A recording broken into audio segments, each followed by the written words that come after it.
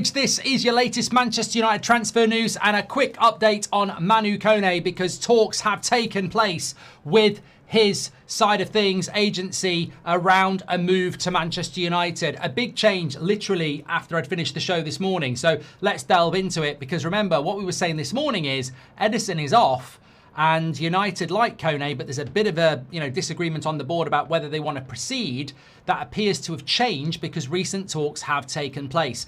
I tweeted this morning. I put it on my Instagram as well. I did say on the 2nd of July, keep an eye on Manu Kone. We're now on the 11th of July and there has been more recent talks. So look, things moving in the right direction. We'll talk about why I think it's a good deal if we do it in a moment. But I would still say, we're not at the point where we're going to get here we goes or anything like that at the moment. There will not be a problem from Manu Kone's side, and United have a good relationship with this particular agency because their star clients are Bryan Mbeumo and Tchouaméni. And obviously we've held talks with Tchouaméni. It just didn't happen. We held talks with Manu Kone last summer. And obviously we bought Bryan Mbeumo last summer as well. So there is a good relationship there. I believe it's a good relationship that's held with our CEO Omar Barada and Wilcox as well. So look, things there are good. United need to pivot away from Ederson. And logically, I think it makes sense. I mean, I don't know whether United look at the summer and go, it's not going well. This would be a good signing that we like, that we know that would do well with the fan base. I don't think they think like that. I think you've got to look at logically. Ben Jacobs said that we'd been talking to Santos weeks ago, and lo and behold, we signed him. And we know that we've held these talks with Koné in the past. And United definitely need to do something.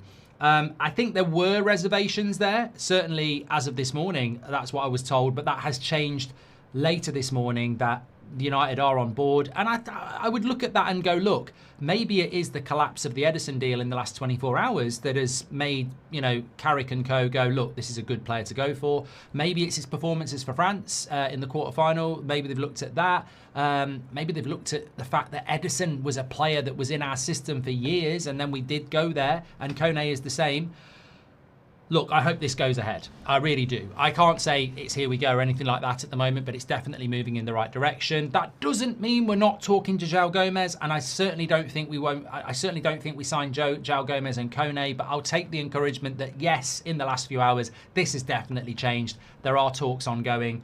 Will they push through with it? Look, you've got to get, as I said this morning, universal agreement from everybody on the board. And obviously we know with Koné that it's not quite been there. But certainly the fact that they've held recent talks, I think is a positive moving in the right direction.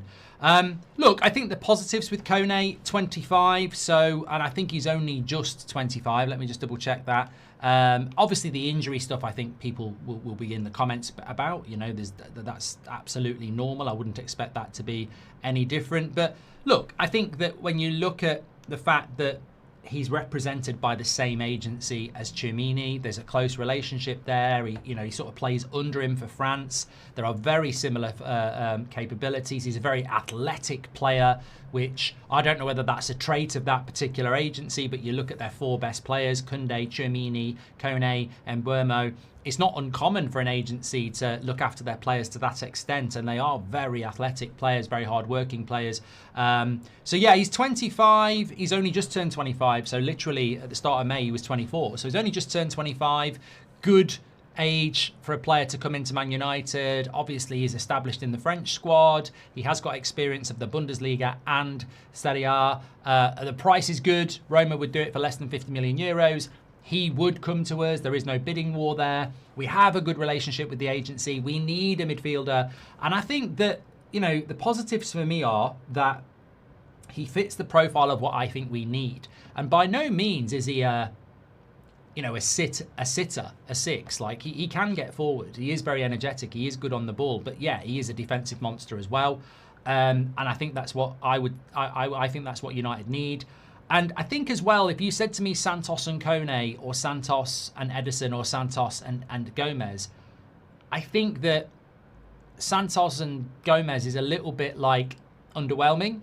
Whereas I think Santos and Koné just excites me a little bit more. I mean, look, I'll be honest. I think it's been a very negative transfer window and you can only swallow what you fed. And it hasn't been great. But I think if they do get Koné, it just makes me feel a little bit more optimistic about our chances and Carrick's chances. And I look at Champions League football next year, Premier League football, and you know, you're going to somewhere like Bayern Munich or you're going to somewhere like Stamford Bridge, and you've got Koné, Santos and Manu, and another one. I actually feel a lot better than I do about Ederson, Santos and Manu, or Gomes, Santos and Manu. So look, I think that says a lot about this signing. I like the player. I know a lot of people are scouting him on the World Cup. I don't necessarily agree with that. However, as I said yesterday, you can scout him on the World Cup if you think about it, because he's in the French squad. How many good players don't get in the French squad? So he's got to be good to be in the French squad, hasn't he? It's not like he's playing for Austria where they don't have a lot of choice. So, you know, international football, it's hard to scout people, but when you're in the French squad or you're starting for France, you know the volume of good players that they've got. Second to that, I know about him anyway. I think a lot of us know about him. I mean, I'm pretty sure I've had him on previous career modes as well. So, I mean, I'm not saying that's anything, but I had Dorgo on previous career modes. What I'm saying is I know about the player, and I think a lot of you do as well. I like the profile. You know, we are operating. I never would have said get Manu Kone in March or May, but where we are in this window, I would have said, you know, this is a very intelligent deal to do. We do have to be a little bit careful. You know, we do have to be a little bit careful because talks with the agent doesn't necessarily mean it leads to a deal. It doesn't necessarily mean that another club doesn't come in. But United do need to move quick. I think having good relationships with certain agencies helps, and we have that. I think the fact that he'd love to come to Man United helps. I think the fact that the price is reasonable helps. And I think the fact that it's a deal that most people would be quite happy with helps. So look, let's see how it develops. Hopefully it's going to be a quick moving one, but it's definitely moving.